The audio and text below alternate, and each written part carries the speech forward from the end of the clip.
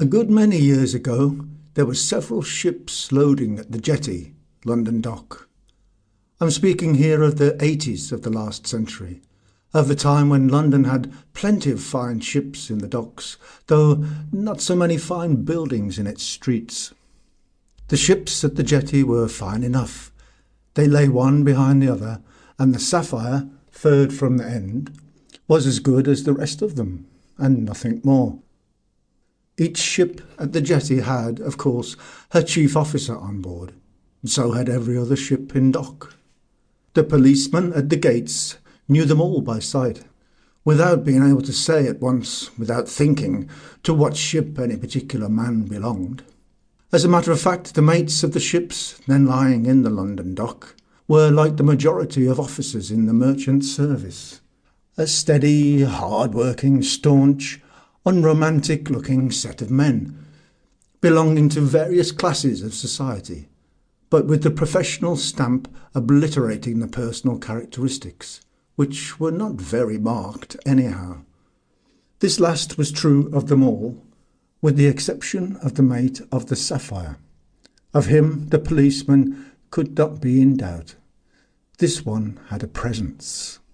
He was noticeable to them in the street from a great distance, and when in the morning he strode down the Jettie to his ship, the lumpers and the dock labourers rolling the bales and trundling the cases of cargo on their hand trucks would remark to each other, "Here's the black mate coming along."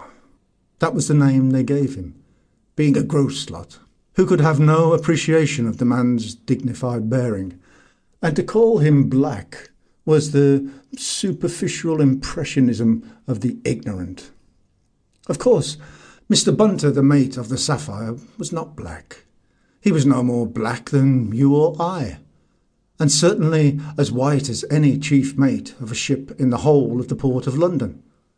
His complexion was of the sort that did not take the tan easily, and I happen to know that the poor fellow had had a month's illness just before he joined the Sapphire. From this you will perceive that I knew Bunter. Of course I knew him. And what's more, I knew his secret at the time. This secret which... Never mind, just now. Returning to Bunter's personal appearance, it was nothing but ignorant prejudice on the part of the foreman stevedore to say, as he did in my hearing, "I bet he's a foreigner of some sort. A man may have black hair without being set down for a dago. I've known a West Country sailor, boatswain of a fine ship, who looked more Spanish than any Spaniard afloat I've ever met. He looked like a Spaniard in a picture. Competent authorities tell us that this earth is to be finally the inheritance of men with dark hair and brown eyes. It seems that already the great majority of mankind is dark-haired in various shades. But it is only when you meet one that you notice how men with really black hair, black as ebony, are rare. Bunter's hair was absolutely black, black as a raven's wing. He wore, too, all his beard, clipped, but a good length all the same, and his eyebrows were thick and bushy. Add to this steely blue eyes, which, in a fair-haired man, would have been nothing so extraordinary, but in that sombre framing made a startling contrast, and you will easily understand that Bunter was noticeable enough. If it had not been for the quietness of his movements, for the general soberness of his demeanour, one would have given him credit for a fiercely passionate nature. Of course, he was not in his first youth, but if the expression "in the force of his age" has any meaning, he realised it completely. He was a tall man, too, though rather spare. Seeing him from his poop indefatigably busy with his duties, Captain Ashton of the clipper ship Elsinore, lying just ahead of the Sapphire, remarked once to a friend that "Johns has got somebody there to hustle his ship along for him." Captain Johns, master of the Sapphire, having commanded ships for many years, was well known without being much respected or liked. In the company of his fellows he was either neglected or chaffed. The chafing was generally undertaken by Captain Ashton, a cynical and teasing sort of man. It was Captain Ashton who permitted himself the unpleasant joke of proclaiming once in company that Johns is of the opinion that every sailor above 40 years of age ought to be poisoned, shipmasters in actual command excepted. It was in a city restaurant where several well-known shipmasters were having lunch together. There was Captain Ashton, florid and jovial, in a large white waistcoat and with a yellow rose in his buttonhole. Captain Sellers in a sack coat, thin and pale-faced, with his iron-grey hair tucked behind his ears, and, but for the absence of spectacles, looking like an ascetical, mild man of books. Captain Bell, a bluff sea dog with hairy fingers, in blue serge and a black felt hat pushed far back off his crimson forehead. There was also a very young shipmaster, with a little fair moustache and serious eyes, who said nothing and only smiled faintly from time to time. Captain Johns, very much startled, raised his perplexed and credulous glance, which, together with a low and horizontally wrinkled brow, did not make a very intellectual ensemble. This impression was by no means mended by the slightly pointed form of his bald head. Everybody laughed outright, and thus guided, Captain Johns ended by smiling rather sourly, and attempted to defend himself.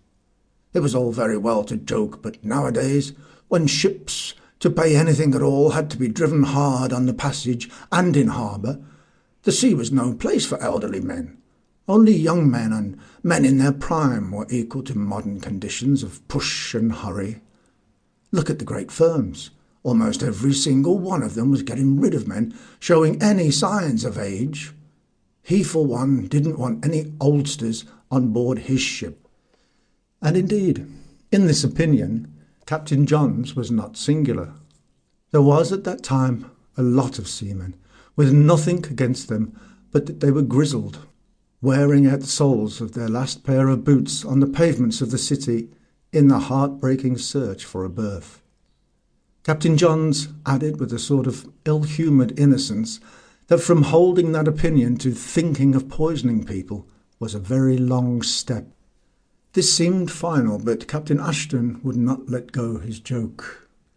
"Oh, yes, I'm sure you would. You said distinctly of no use. What's to be done with men who are of no use? You're a kind-hearted fellow, Johns. I'm sure that if only you thought it over carefully, you would consent to have them poisoned in some painless manner." Captain Sellers twitched his thin, sinuous lips. "Make ghosts of them," he suggested pointedly. At the mention of ghosts, Captain Johns became shy, in his perplexed, sly and unlovely manner. Captain Ashton winked. "Yes, and then perhaps you would get a chance to have a communication with the world of spirits. Surely the ghosts of seamen should haunt ships. Some of them would be sure to call on an old shipmate." Captain Sellers remarked dryly, "Don't raise his hopes like this. It's cruel. He won't see anything. You know, Johns, that nobody has ever seen a ghost." At this intolerable provocation, Captain Johns came out of his reserve, with no perplexity whatever, but with a positive passion of credulity, giving momentary lustre to his dull little eyes. He brought up a lot of authenticated instances. There were books and books full of instances. It was merest ignorance to deny supernatural apparitions. Cases were published every month in a special newspaper. Professor Cranks saw ghosts daily, and Professor Cranks was no small potatoes either. One of the biggest scientific men living. And there was that newspaper fellow, what's his name, who had a girl ghost visitor. He printed in his paper things she said to him. And to say there were no ghosts after that? Why, they have been photographed. What more proof do you want? Captain Johns was indignant. Captain Bell's lips twitched, but Captain Ashton protested now. "For goodness sake, don't keep him going with that. And by the by, Johns, who's that hairy pirate you've got for your new mate? Nobody in the dock seems to have seen him before." Captain Johns, pacified by the change of subjects, answered simply that Willie, the tobacconist at the corner of Fenchurch Street, had sent him along. Willie, his shop, and the very house in Fenchurch Street, I believe, are gone now. In his time, wearing a careworn, absent-minded look on his pasty face, Willie served with tobacco many southern-going ships out of the port of London. At certain times of the day the shop would be full of shipmasters. They sat on casks. They lounged against the counter. Many a youngster found his first lift in life there. Many a man got a sorely needed berth by simply dropping in for 4 pennyworth of birdseye at an auspicious moment.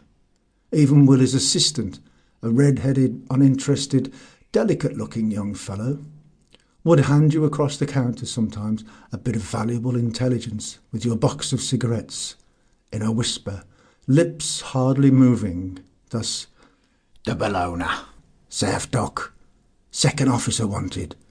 You may be in time for it if you hurry up." And didn't one just fly? "Oh, Willie sent him," said Captain Ashton. "He's a very striking man. If you were to put a red sash round his waist and a red handkerchief round his head, he would look exactly like one of them buccaneering chaps that made men walk the plank and carried women off into captivity. Look out, Johns, he don't cut your throat for you and run off with the Sapphire.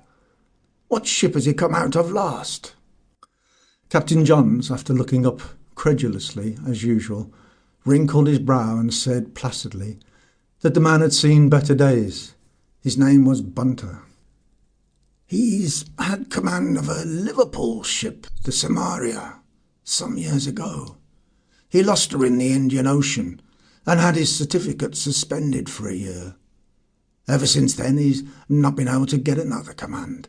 He's been knocking about in the Western Ocean trade lately. That accounts for him being a stranger to everybody about the docks," Captain Ashton concluded as they rose from the table. Captain Johns walked down to the dock after lunch. He was short of stature and slightly bandy. His appearance did not inspire the generality of mankind with esteem, but it must have been otherwise with his employers. He had the reputation of being an uncomfortable commander, meticulous in trifles, always nursing a grievance of some sort, and incessantly nagging.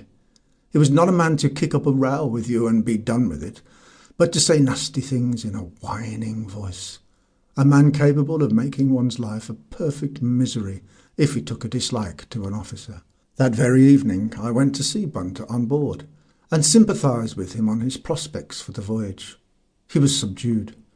I suppose a man with a secret locked up in his breast loses his buoyancy. And there was another reason why I could not expect Bunter to show a great elasticity of spirits. For one thing, he had been very seedy lately, and besides, but of that later. Captain Johns had been on board that afternoon, and had loitered and dodged about his chief mate in a manner which had annoyed Bunter exceedingly. What could he mean? He asked with calm exasperation. One would think he suspected I'd stolen something and tried to see in what pocket I'd stowed it away, or that somebody told him I had a tail and he wanted to find out how I managed to conceal it. I don't like to be approached from behind several times in one afternoon in that creepy way, and then to be looked up at suddenly in front from under my elbow. Is it a new sort of peep-bow game? It doesn't amuse me. I'm no longer a baby. I assured him that if anyone were to tell Captain Johns that he, Bunter, had a tail, Johns would manage to get himself to believe the story in some mysterious manner. He would. He was suspicious and credulous to an inconceivable degree. He would believe any silly tale, suspect any man of anything, and crawl about with it and ruminate the stuff and turn it over and over in his mind in the most miserable, inwardly whining perplexity. He would take the meanest possible view in the end and discover the meanest possible course of action by a sort of natural genius for that sort of thing. Bunter also told me that the mean creature had crept all over the ship on his little bandy legs, taking him along to grumble and whine to about a lot of trifles, crept about the decks like a wretched insect, like a cockroach, only not so lively. Thus did the self-possessed Bunter express himself with great disgust. Then, going on with his usual stately deliberation, made sinister by the frown of his jet-black eyebrows. And the fellow was mad, too. He tried to be sociable for a bit, and could find nothing else but to make big eyes at me, and ask me if I believed in communication beyond the grave. Communication beyond... I didn't know what he meant at first. I didn't know what to say. "A very solemn subject, Mr. Bunter," says he. "I've given a great deal of study to it." Had Johns lived on shore, he would have been the predestined prey of fraudulent mediums, or even if he had had any decent opportunities between the voyages.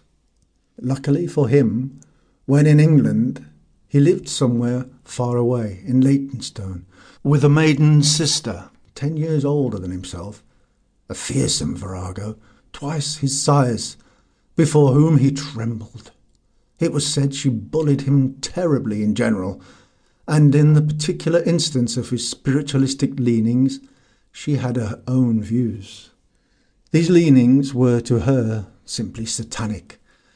She was reported as having declared that, with God's help, she would prevent that fool from giving himself up to the devils. It was beyond doubt that John's secret ambition was to get into personal communication with the spirits of the dead, if only his sister would let him. But she was adamant. I was told that while in London he had to account to her for every penny of the money he took with him in the morning, and for every hour of his time, and she kept the bank book too. Bunter, he had been a wild youngster, but he was well connected, had ancestors. There was a family tomb somewhere in the home counties. Bunter was indignant, perhaps on account of his own dead. Those steely blue eyes of his flashed with positive ferocity out of that black bearded face. He impressed me. There was so much dark passion in his leisurely contempt. The cheek of the fellow! Enter into relations with a mean little cad like this, it would be an impudent intrusion. He wants to enter... what is it? A new sort of snobbishness or what? I laughed outright at this original view of Spiritism, or whatever the ghost craze is called. Even Bunter himself condescended to smile, but it was an austere, quickly vanished smile. A man in his almost, I may say, tragic position couldn't be expected. You understand. He was really worried. He was ready eventually to put up with any dirty trick in the course of the voyage. A man could not expect much consideration should he find himself at the mercy of a fellow like Johns. A misfortune is a misfortune, and there's an end of it. But to be bored by mean, low-spirited, inane ghost stories in the Johns style all the way out to Calcutta and back again was an intolerable apprehension to be under. Spiritism was indeed a solemn subject to think about in that light. Dreadful, even. Poor fellow! Little we both thought that before very long he himself... However, I could give him no comfort. I was rather appalled myself. Bunter had also another annoyance that day. A confounded berthing master came on board on some pretence or other, but in reality, Bunter thought, simply impelled by an inconvenient curiosity.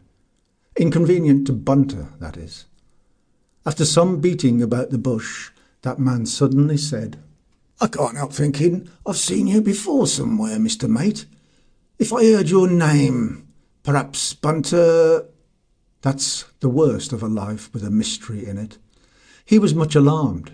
It was very likely that the man had seen him before, worse luck to his excellent memory. Bunter himself could not be expected to remember every casual dock walloper he might have had to do with. Bunter brazened it out by turning upon the man, making use of that impressive black-as-night sternness of expression his unusual hair furnished him with. "My name's Bunter, sir. Does that enlighten your inquisitive intellect? And I don't ask what your name may be. I don't want to know. I've no use for it, sir. An individual who calmly tells me to my face that he's not sure if he's seen me before either means to be impudent or is no better than a worm, sir. Yes, I said a worm. A blind worm." Brave Bunter. That was the line to take. He fairly drove the beggar out of the ship, as if every word had been a blow. But the pertinacity of that brass-bound Paul Pry was astonishing. He cleared out of the ship, of course, before Bunter's ire, not saying anything, and only trying to cover up his retreat by a sickly smile. But once on the jetty, he turned deliberately round and set himself to stare in dead earnest at the ship. He remained planted there like a mooring post, absolutely motionless, and with his stupid eyes winking no more than a pair of cabin portholes. What could Bunter do? It was awkward for him, you know. He could not go and put his head into the bread locker. What he did was to take up a position abaft the mizzen rigging and stare back, as unwinking as the other. So they remained, and I don't know which of them grew giddy first, but the man on the jetty, not having the advantage of something to hold on to, got tired the soonest, flung his arm, giving the contest up, as it were, and went away at last. Bunter told me he was glad the Sapphire, that gem amongst ships, as he alluded to her sarcastically, was going to sea the next day. He had had enough of the dock. I understood his impatience. He'd steeled himself against any possible worry the voyage might bring, though it is clear enough now that he was not prepared for the extraordinary experience that was awaiting him already, and in no other part of the world than the Indian Ocean itself, the very part of the world where the poor fellow had lost his ship and had broken his luck, as it seemed for good and all, at the same time. As to his remorse in regard to a certain secret action of his life, well, I understand that a man of Bunter's fine character would suffer not a little.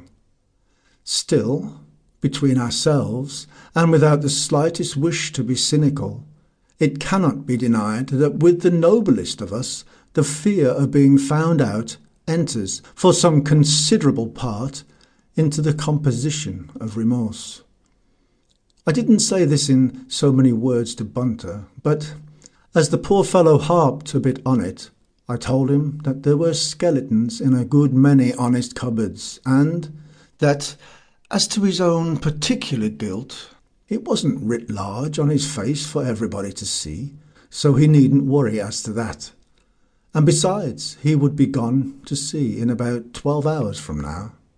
He said there was some comfort in that thought, and went off then to spend his last evening for many months with his wife. For all his wildness, Bunter had made no mistake in his marrying.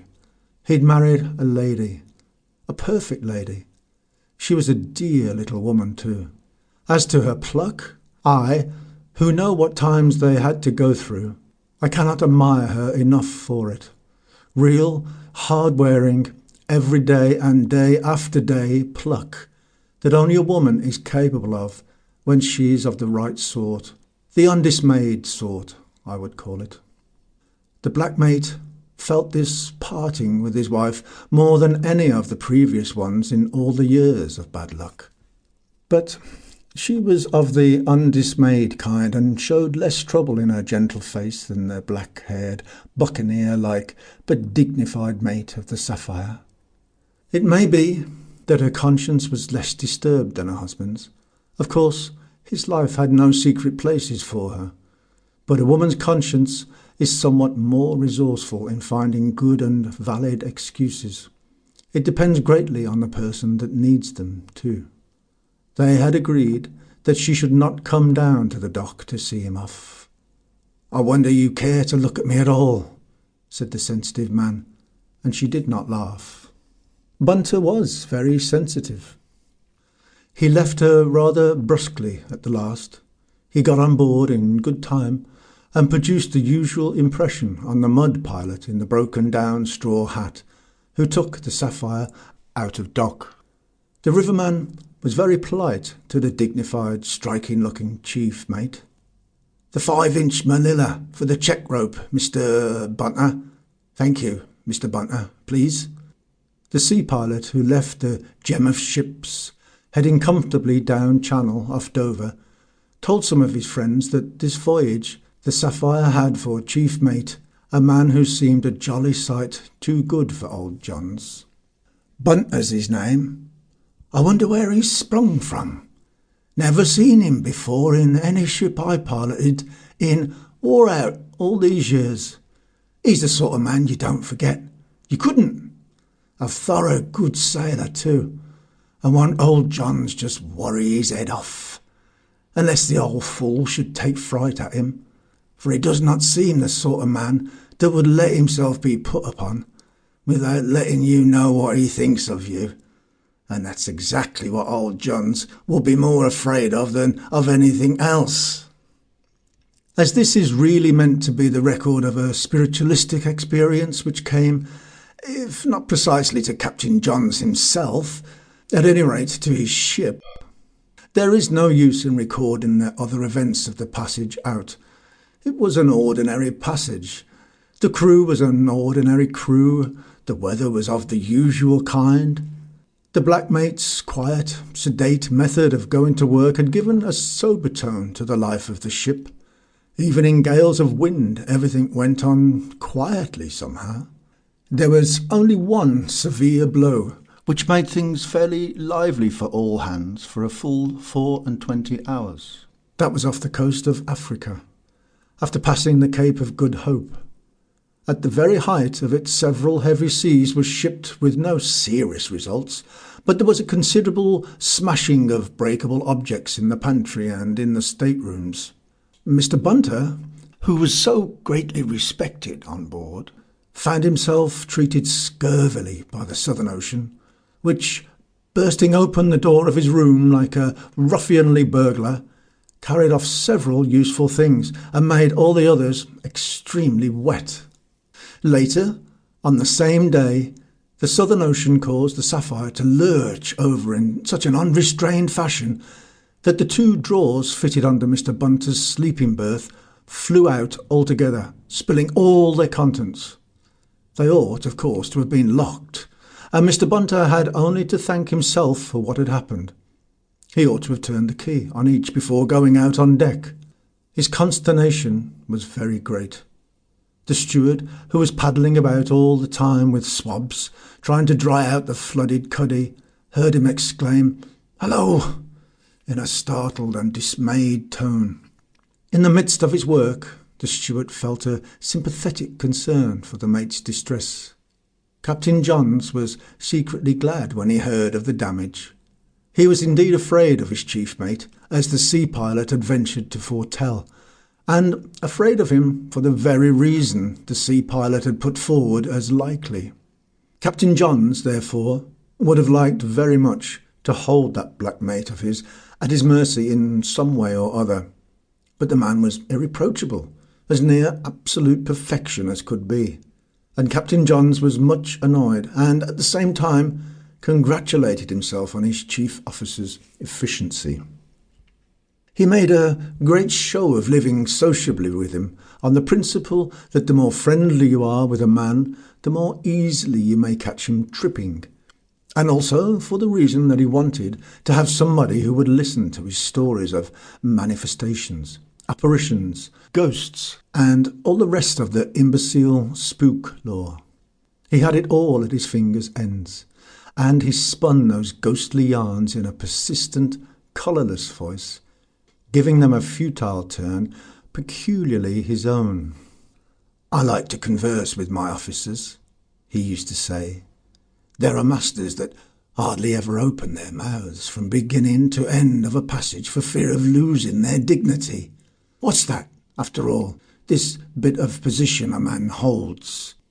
His sociability was most to be dreaded in the second dog watch, because he was one of those men who grow lively towards the evening, and the officer on duty was unable then to find excuses for leaving the poop. Captain Johns would pop up the companion suddenly and, sidling up in his creeping way to poor Bunter as he walked up and down, would fire into him some spiritualistic proposition, such as, "Spirits, male and female, show a good deal of refinement in a general way, don't they?" To which Bunter, holding his black whiskered head high, would mutter, "I don't know." "Ah, that's because you don't want to. You're the most obstinate, prejudiced man I've ever met, Mr. Bunter. I told you, you may have any book out of my bookcase. You may just go into my stateroom and help yourself to any volume." And if Bunter protested that he was too tired in his watches below to spare any time for reading, Captain Johns would smile nastily behind his back and remark that, of course, some people needed more sleep than others to keep themselves fit for their work. If Mr. Bunter was afraid of not keeping properly awake when on duty at night, that was another matter. "But I think you borrowed a novel to read from the second mate the other day. A trashy pack of lies." Captain Johns sighed. "I'm afraid you're not a spiritually minded man, Mr. Bunter. That's what's the matter." Sometimes he would appear on deck in the middle of the night, looking very grotesque and bandy-legged in his sleeping suit. At that sight, the persecuted Bunter would wring his hands stealthily and break out into moisture all over his forehead. After standing sleepily by the binnacle, scratching himself in an unpleasant manner, Captain Johns was sure to start on some aspect or other of his only topic. He would, for instance, discourse on the improvement of morality to be expected from the establishment of general and close intercourse with the spirits of the departed. The spirits, Captain Johns thought, would consent to associate familiarly with the living if it were not for the unbelief of the great mass of mankind. He himself would not care to have anything to do with a crowd that would not believe in his, Captain John's, existence. Then why should a spirit? This was asking too much. He went on breathing hard by the binnacle and trying to reach round his shoulder blades. Then, with a thick, drowsy severity, declared, "Incredulity, sir, is the evil of the age." It rejected the evidence of Professor Cranks and of the journalist chap. It resisted the production of photographs. For Captain Johns believed firmly that certain spirits had been photographed. He'd read something of it in the papers, and the idea of it having been done had got a tremendous hold on him because his mind was not critical. Bunter said afterwards that nothing could be more weird than this little man, swathed in a sleeping suit 3 sizes too large for him, shuffling with excitement in the moonlight near the wheel, and shaking his fist at the serene sea. "Photographs, photographs," he would repeat, in a voice as creaky as a rusty hinge. The very helmsman just behind him got uneasy at that performance, not being capable of understanding exactly what the old man was kicking up a row with the mate about. Then Johns, after calming down a bit, would begin again. "The sensitised plate can't lie. No, sir." Nothing could be more funny than this ridiculous little man's conviction, his dogmatic tone. Bunter would go on swinging up and down the poop like a deliberate, dignified pendulum. He said not a word, but the poor fellow had not a trifle on his conscience, as you know, and to have imbecile ghosts rammed down his throat like this, on top of his own worry, nearly drove him crazy. He knew that on many occasions he was on the verge of lunacy, because he could not help indulging in half-delirious visions of Captain John's, being picked up by the scruff of the neck and dropped over the taffrail into the ship's wake. The sort of thing no sane sailorman would think of doing to a cat or any other animal anyhow. He imagined him bobbing up, a tiny black speck left far astern on the moonlit ocean. I don't think that even at the worst moments Bunter really desired to drown Captain John's. I fancy that all his disordered imagination longed for was merely to stop the ghostly inanity of the skipper's talk. But all the same, it was a dangerous form of self-indulgence. Just picture to yourself that ship in the Indian Ocean on a clear tropical night, with her sails full and still, the watch on deck stowed away out of sight, and on her poop, flooded with moonlight, the stately black mate, walking up and down with measured, dignified steps, preserving an awful silence, and that grotesquely mean little figure in striped flannelette, alternately creaking and droning of personal intercourse beyond the grave. It makes me creepy all over to think of. And sometimes the folly of Captain John's would appear clothed in a sort of weird utilitarianism. How useful it would be if the spirits of the departed could be induced to take a practical interest in the affairs of the living. What a help, say, to the police, for instance, in the detection of crime. The number of murders, at any rate, would be considerably reduced, he guessed with an air of great sagacity. Then he would give way to grotesque discouragement. Where was the use of trying to communicate with people that had no faith, and more likely than not would scorn the offered information? Spirits had their feelings. They were all feelings in a way. But he was surprised at the forbearance shown towards murderers by their victims. That was the sort of apparition that no guilty man would dare to pooh-pooh.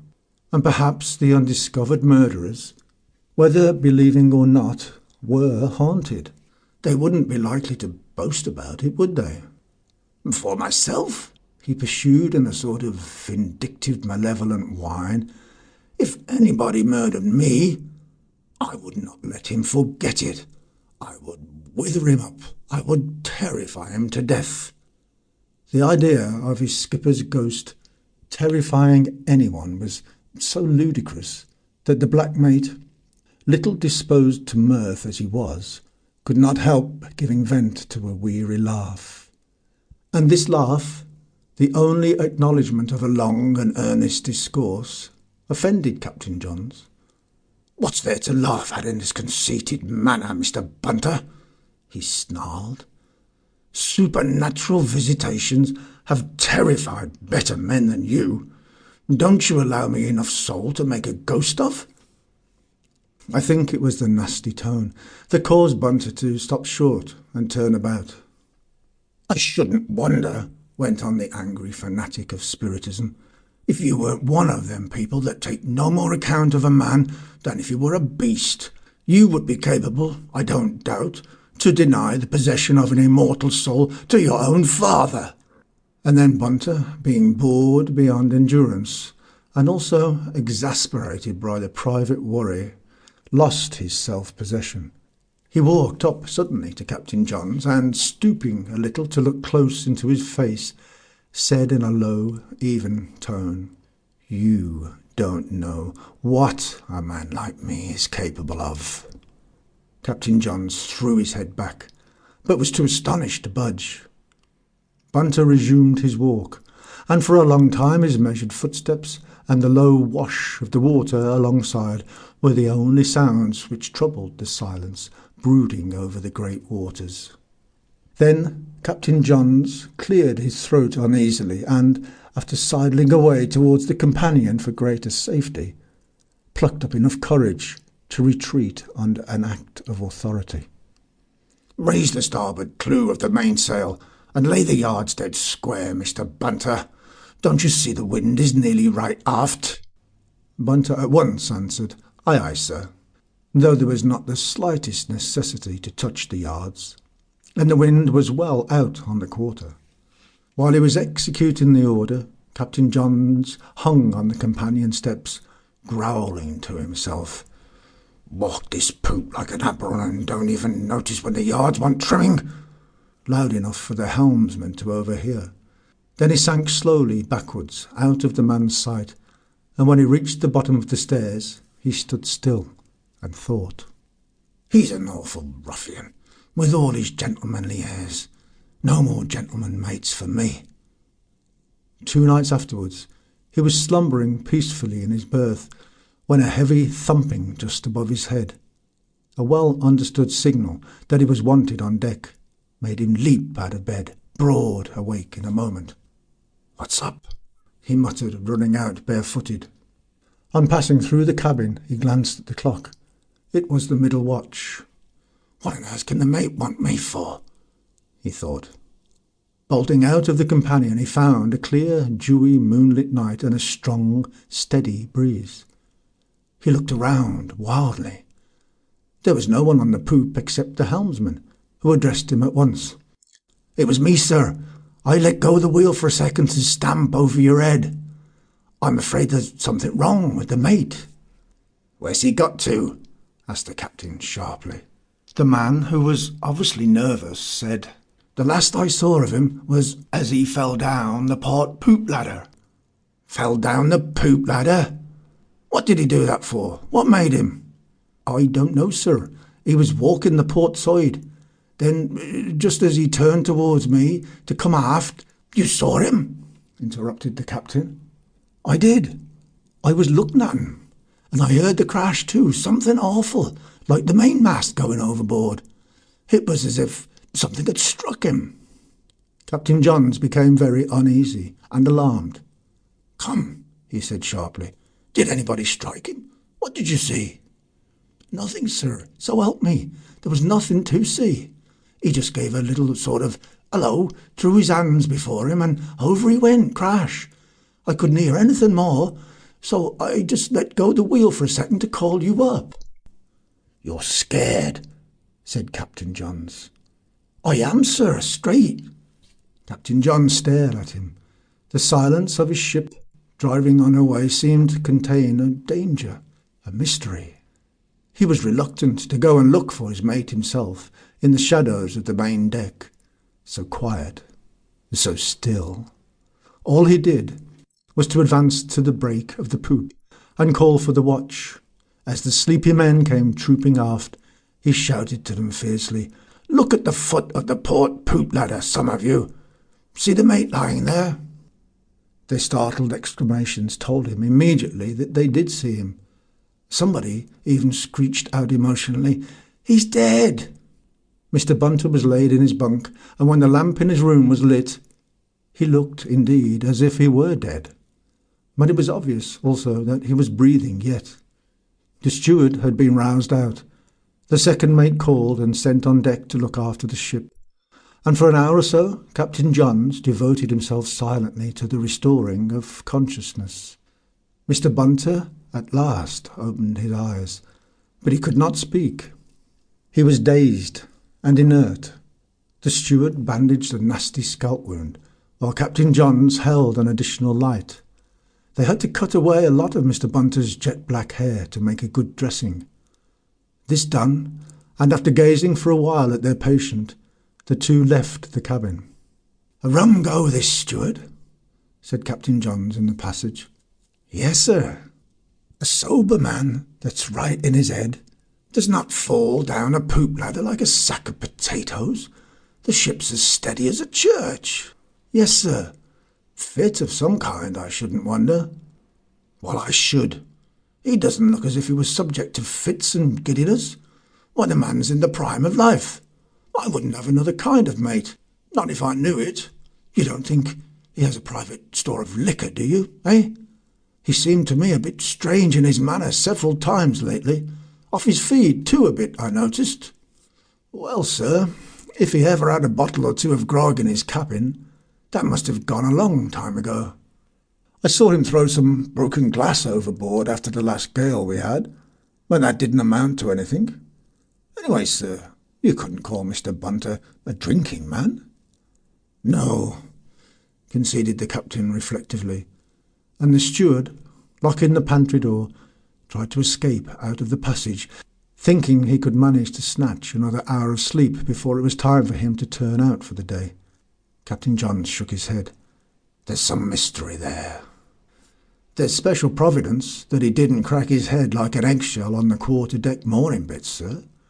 The men tell me he couldn't have missed them by more than an inch." And the steward vanished skilfully. Captain John spent the rest of the night and the whole of the ensuing day between his own room and that of the mate.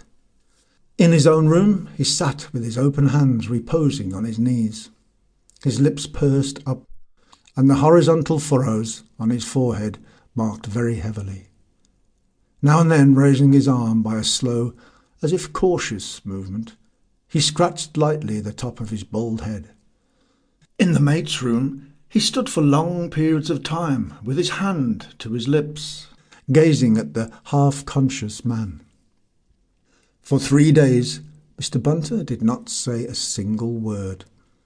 He looked at people sensibly enough, but did not seem to be able to hear any questions put to him. They cut off some more of his hair and swathed his head in wet cloths. He took some nourishment and was made as comfortable as possible. At dinner on the 3rd day the second mate remarked to the captain in connection with the affair, "These half-round brass plates on the steps of the poop ladders are beastly dangerous things." "Are they?" retorted Captain John sourly. "It takes more than a brass plate to account for an able-bodied man crashing down in this fashion like a felled ox." The second mate was impressed by that view. There was something in that, he thought. "And the weather fine, everything dry, and the ship going along as steady as a church?" pursued Captain Johns gruffly. As Captain Johns continued to look extremely sour, the second mate did not open his lips any more during the dinner. Captain Johns was annoyed and hurt by an innocent remark, because the fitting of the aforesaid brass plates had been done at his suggestion only the voyage before, in order to smarten up the appearance of the poop ladders. On the 4th day Mr. Bunter looked decidedly better. Very languid yet, of course, but he heard and understood what was said to him, and even could say a few words in a feeble voice. Captain Johns, coming in, contemplated him attentively, without much visible sympathy. "Well, can you give us your account of this accident, Mr. Bunter?" Bunter moved slightly his bandaged head, and fixed his cold blue stare on Captain John's face, as if taking stock and appraising the value of every feature.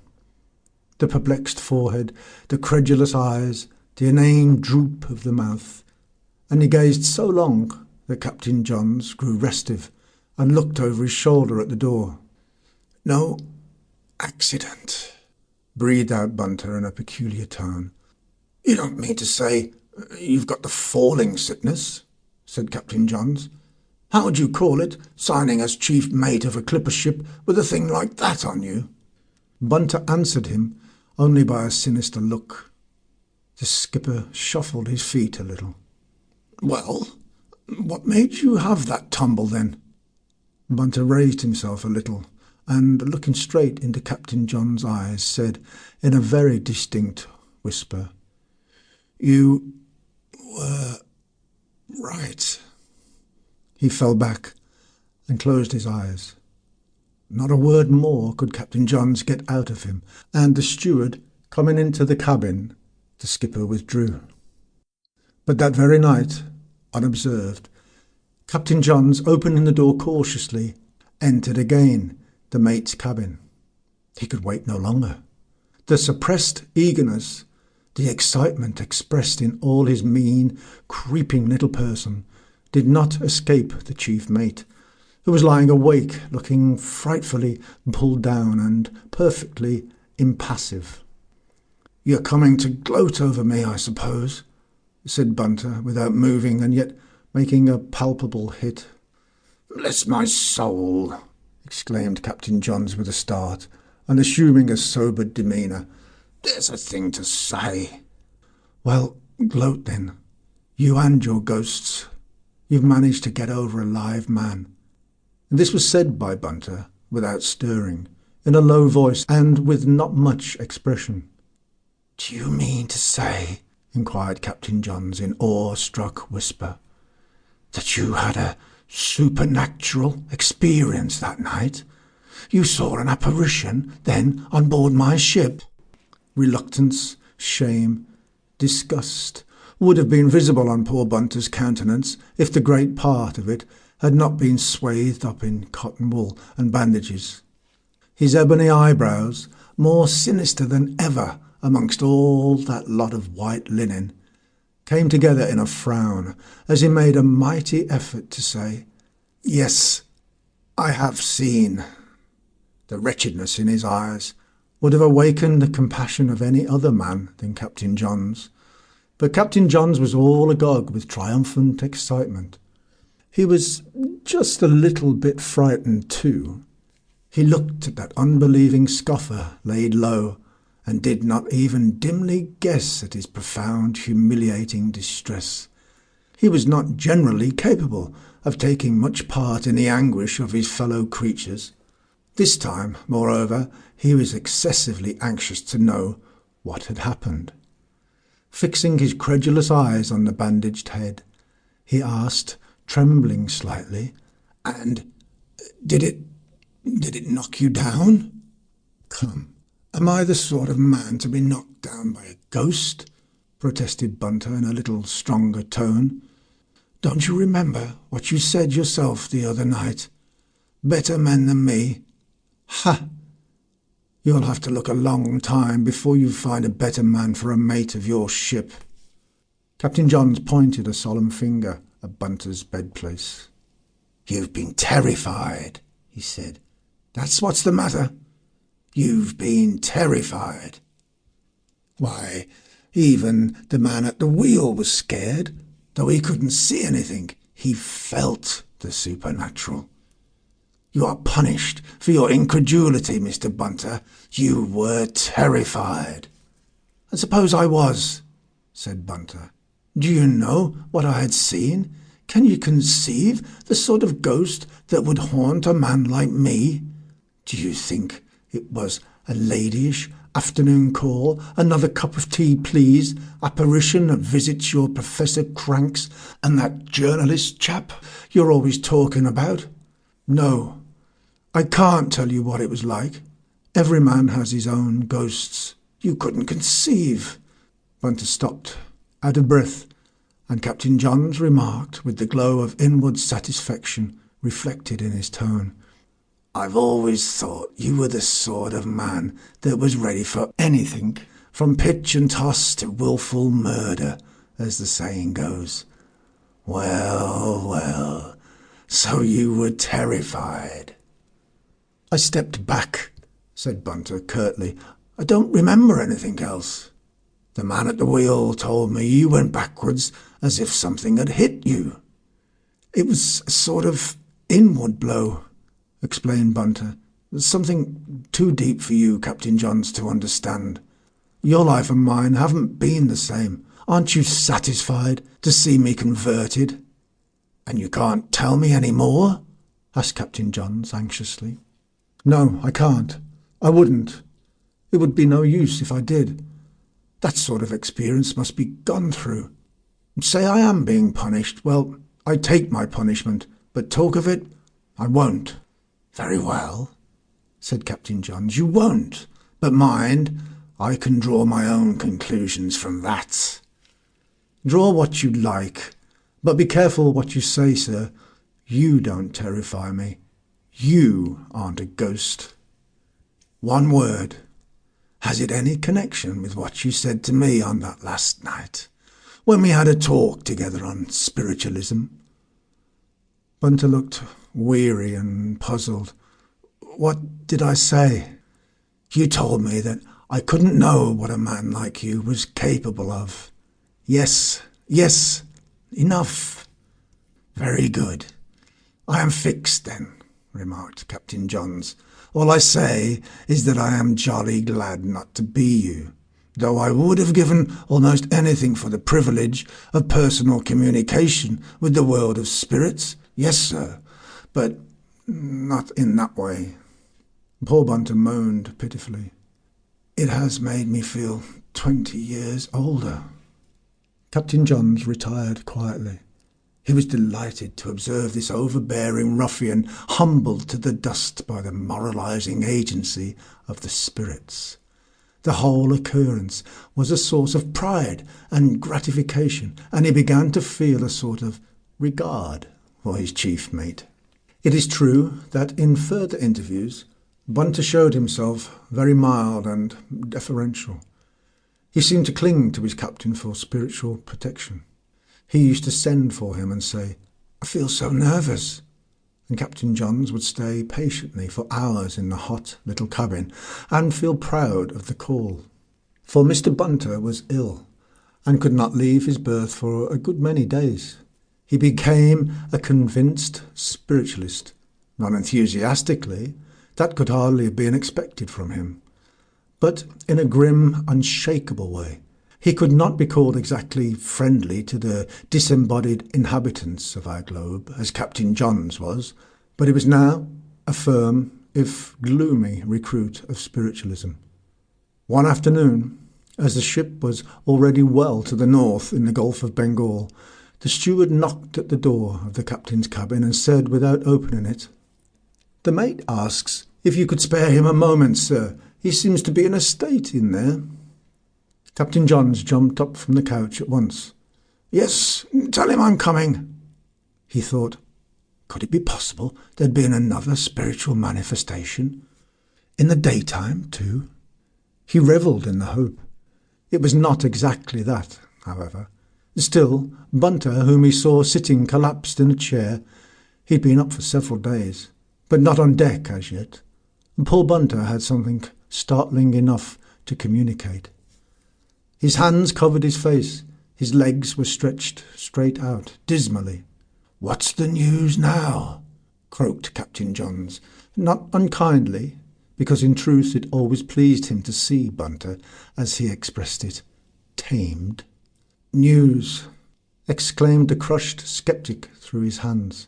"Aye, news enough, Captain Johns.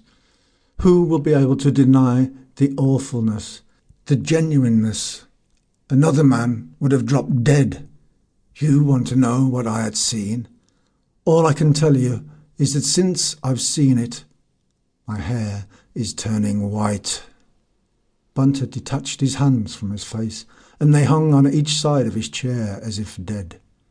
He looked broken in the dusky cabin. "You don't say?"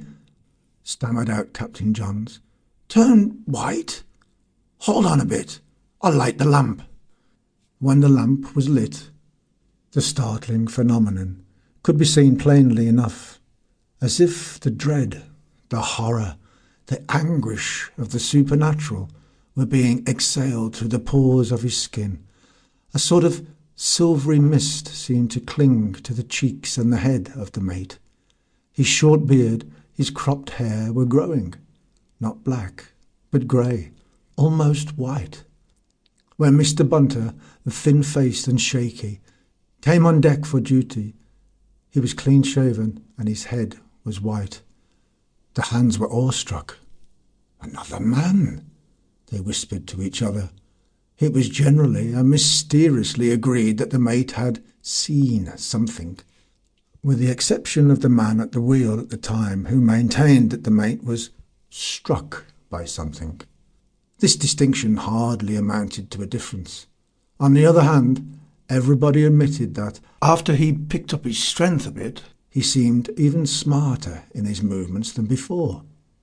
One day in Calcutta, Captain Johns, pointing out to a visitor his white-headed chief mate standing by the main hatch, was heard to say oracularly, "That man's in the prime of life." Of course, while Bunter was away, I called regularly on Mrs. Bunter every Saturday, just to see whether she had any use for my services. It was understood I would do that. She had just his half pay to live on. It amounted to about £1 a week. She'd taken one room in a quiet little square in the East End, and this was affluence to what I had heard that the couple were reduced to for a time after Bunter had to give up the Western Ocean trade. He used to go as mate of all sorts of hard packets after he lost his ship and his luck together. It was affluence to that time when Bunter would start at 7 o'clock in the morning, with but a glass of hot water and a crust of dry bread. It won't stand thinking about, especially for those who know Mrs. Bunter. I had seen something of them too at that time, and it just makes me shudder to remember what that born lady had to put up with. Enough. Dear Mrs. Bunter used to worry a good deal after the Sapphire left for Calcutta. She would say to me, "It must be so awful for poor Winston." Winston is Bunter's name, and I tried to comfort her the best I could. Afterwards she got some small children to teach in a family, and was half the day with them, and the occupation was good for her. In the very first letter she had from Calcutta, Bunter told her he had had a fall down the poop ladder and cut his head, but no bones broken, thank God. That was all. Of course she had other letters from him, but that vagabond Bunter never gave me a scratch of the pen the solid 11 months. I supposed, naturally, that everything was going on all right. Who could imagine what was happening? Then one day, dear Mrs. Bunter got a letter from a legal firm in the city, advising her that her uncle was dead. Her old curmudgeon of an uncle, a retired stockbroker, a heartless, petrified antiquity that had lasted on and on. He was nearly 90, I believe, and if I were to meet his venerable ghost this minute, I would try to take him by the throat and strangle him. The old beast would never forgive his niece for marrying Bunter, and years afterwards, when people made a point of letting him know that she was in London, pretty nearly starving at 40 years of age, he only said, "Serve the little fool right." I believe he meant her to starve. And lo and behold, the old cannibal died intestate, with no other relatives but that very identical little fool. The Bunters were wealthy people now. Of course, Mrs. Bunter wept as if her heart would break. In any other woman, it would have been mere hypocrisy. Naturally, too, she wanted to cable the news to her Winston in Calcutta. But I showed her, gazette in hand, that the ship was on the homeward bound list for more than a week already. So we sat down to wait, and talked meantime of dear old Winston every day. There was just 100 such days before the Sapphire got reported all well in the chops of the Channel by an incoming mailboat.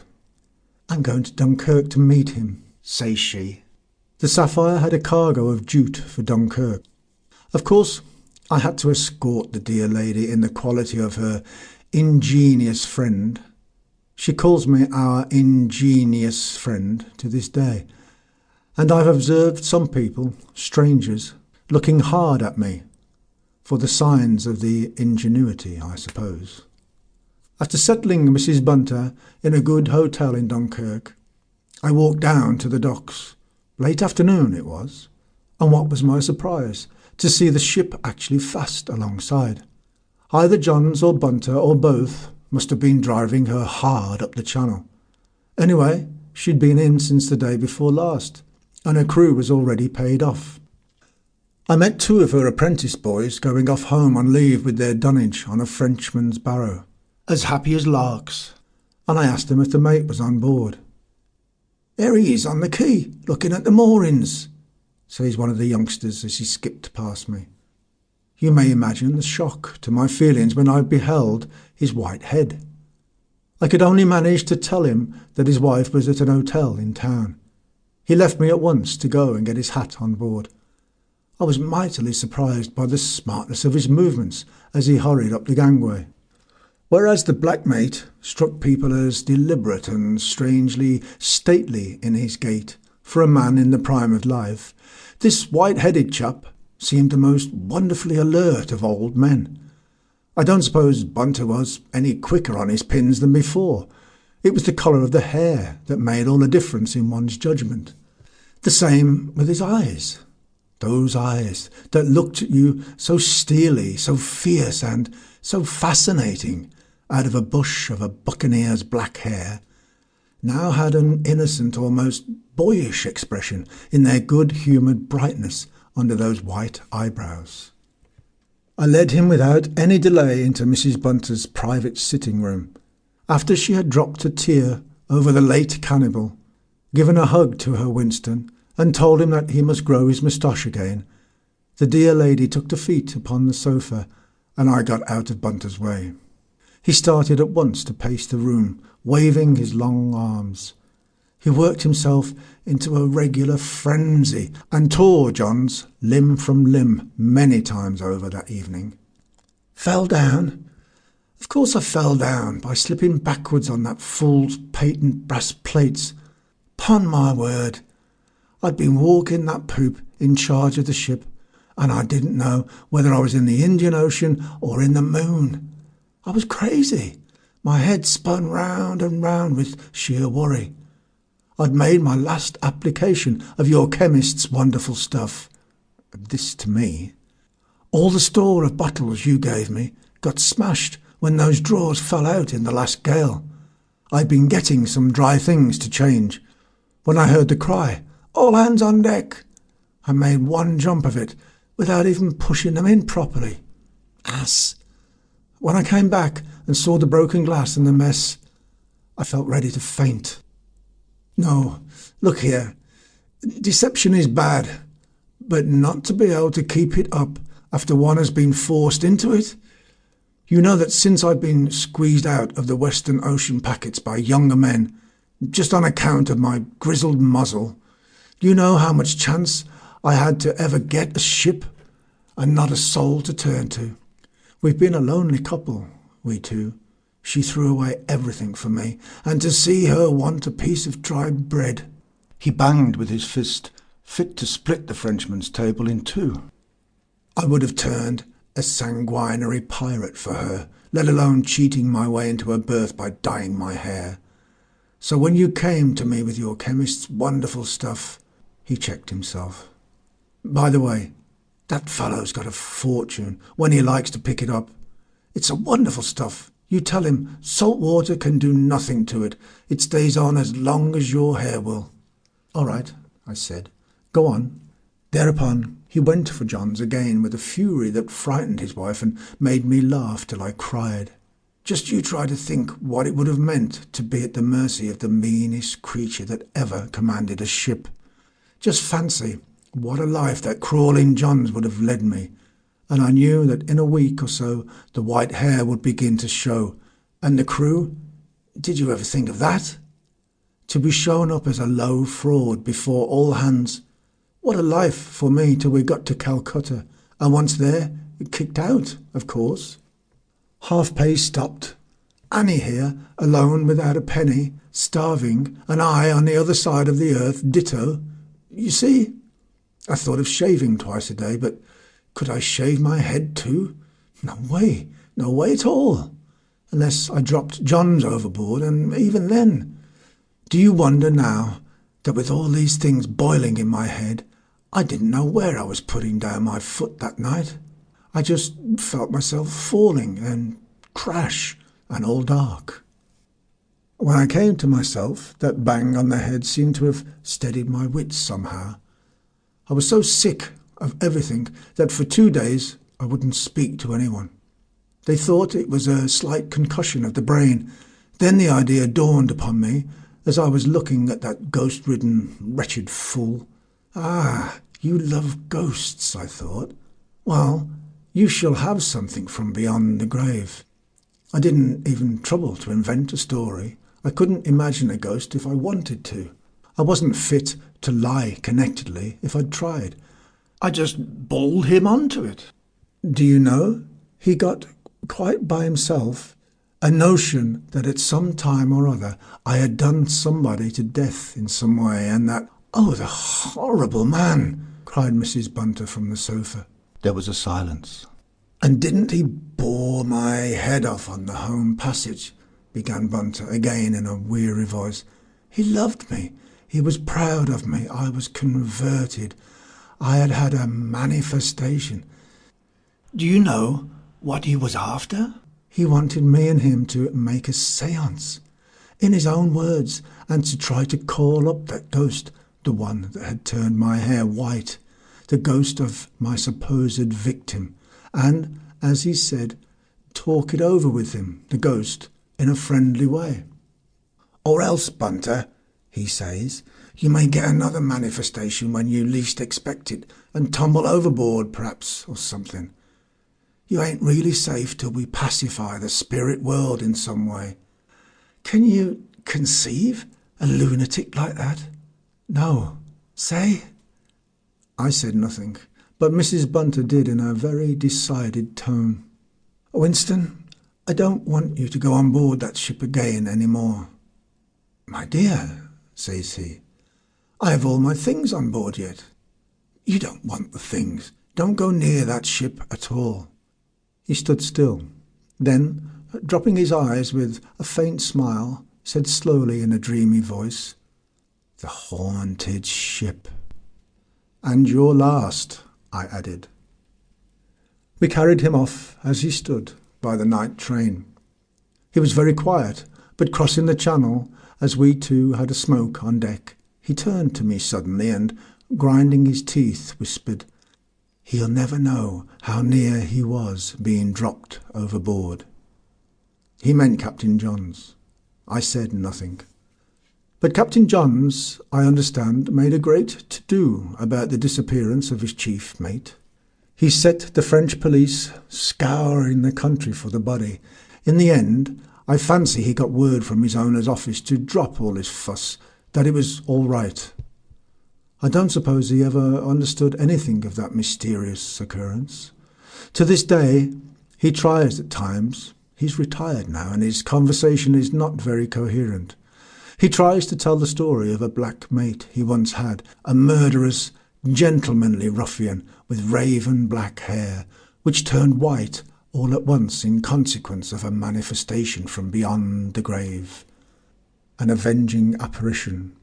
What with reference to black and white hair, to poop ladders, and to his own feelings and views, it is difficult to make head or tail of it. If his sister, she's very vigorous still, should be present, she cuts all this short peremptorily. Don't you mind what he says. He's got devils on the brain. The end of The Black Mate